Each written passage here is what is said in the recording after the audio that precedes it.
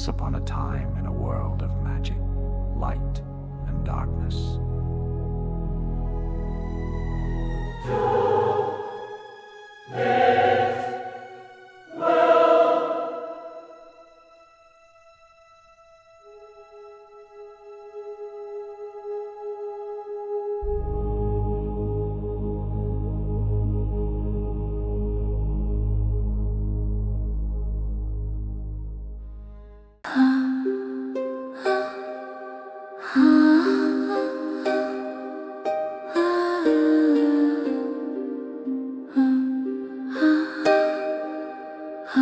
When's bare feet pounded across the volcanic flatlands, each step a fresh stab of pain as jagged rocks tore into her skin.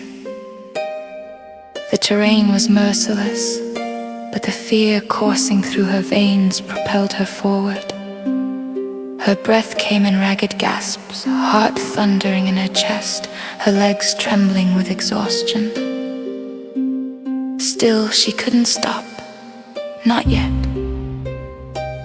Not until she was far away from the horror she had witnessed, far away from the monstrous figure that had consumed her fellow students. Her vision blurred from tears, but she didn't dare slow down. Keep running. Keep moving. Finally, her legs gave out, and she collapsed against a rock wall at the mouth of a cave.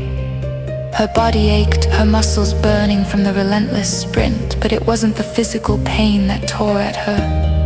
It was the realization she had been nothing but a tool, a disposable sacrifice.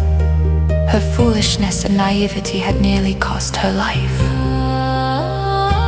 She sobbed into her hands, the weight of it all too much to bear. I'm nothing. I was never special, just fodder.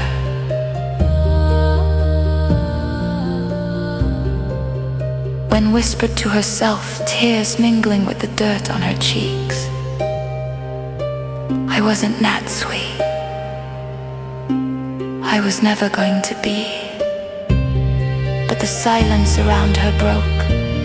The wind howled in the distance, carrying something, someone.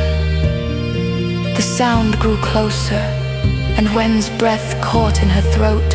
Wiping the tears from her eyes, she managed to scramble into a seated position, her back pressed against the cool stone of the cave.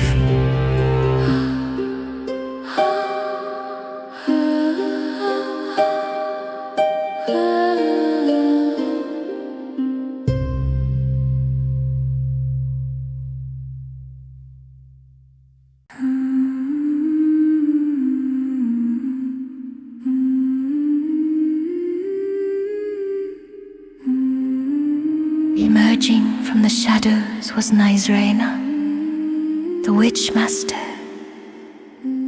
Her wild, desperate eyes darted around the landscape, as if she could smell Wen's presence.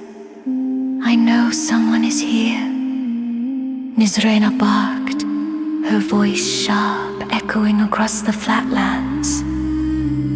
How did you survive? Who helped you? Her voice twisted with suspicion. Are you a spy for the Order of the Light? Wen's heart pounded against her ribs.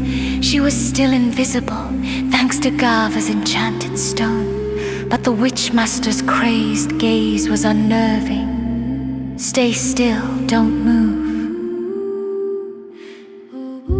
The distant cry of the monstrous being pierced the night, followed by a flash of radiant light that lit the horizon. Nizrena's face twisted in anger, her features contorting into something almost inhuman.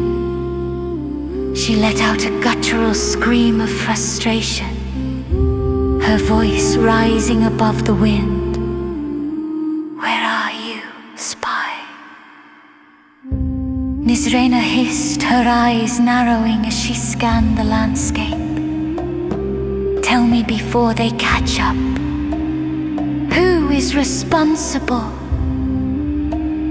A sickly green mist poured from Nisrana's nostrils, and her eyes began to glow a faint yellow. She sniffed the air sharply, her head swiveling until her gaze locked onto Wen's location. She sees me.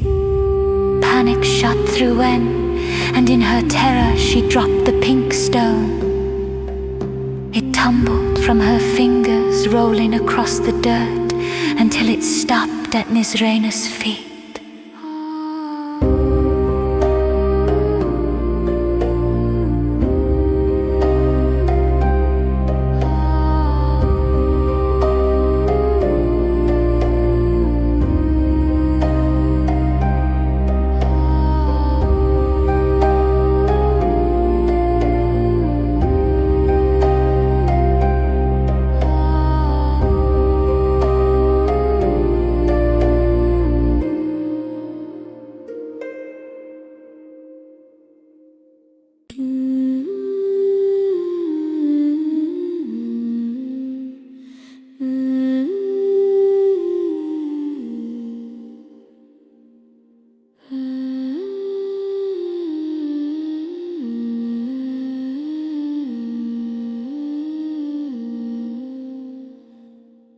In an instant, Wen's invisibility shattered, and she was exposed.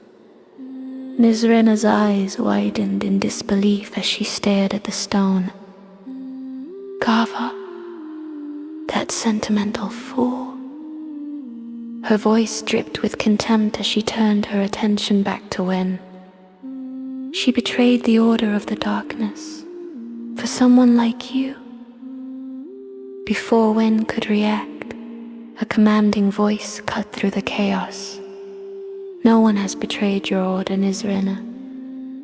The Witchmaster spun around, her body tensing. Standing behind her was the Cassitan, his presence calm yet unyielding. Lyra and Maja Haran have been aware of this for some time. The Cassitan continued, his voice measured. No betrayal has occurred. Nisrena's eyes blazed with fury. Without hesitation, she pulled a ceremonial dagger from her robes, her face twisted into a mask of hate. No matter, she snarled. That fool won't have her precious slug. She spun on her heel, dagger raised, and lunged at Wen's body froze, her mind screaming. I'm going to die, this is the end. But the death blow never came. In a flash of steel, the Cassitan's blade cut through the air, and Nisrena's body crumpled to the ground before she reached her target. The Witchmaster lay motionless, her dagger falling uselessly from her hand, when stared in shock at the lifeless body before her, her chest heaving as she tried to process what had just happened. Her gaze shifted upward, meeting the Cassitan's eyes. His expression was calm, almost apologetic. I'm sorry we couldn't get here sooner, the Cassitan said softly, his voice laced with regret. We couldn't save your friends. Wen shook her head slowly, her voice a mere whisper. They weren't my friends. And then, the exhaustion took her. Wen collapsed, her body finally giving in to the shock and fatigue that had been building within her. Darkness closed in, and her last sight was the Cassitan's steady gaze watching over her, a silent protector as she drifted into unconsciousness.